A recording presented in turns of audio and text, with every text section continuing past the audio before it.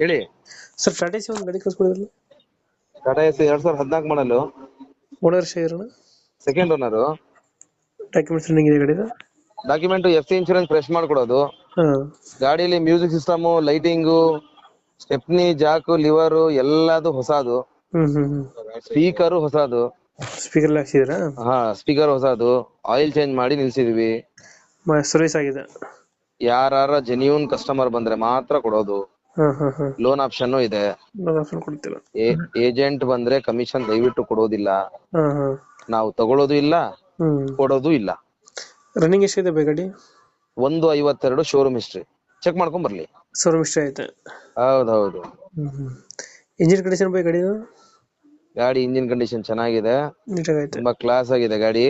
stickering ಗಾಡಿ ಸ್ಟಿಕ್ಕರಿಂಗು, lighting, ರಾತ್ರಿ ಇದೆಲ್ಲ ಹಿಂದ್ಗಡೆ LED ಲೈಟ್ ಎಲ್ಲ ಹಾಕಿ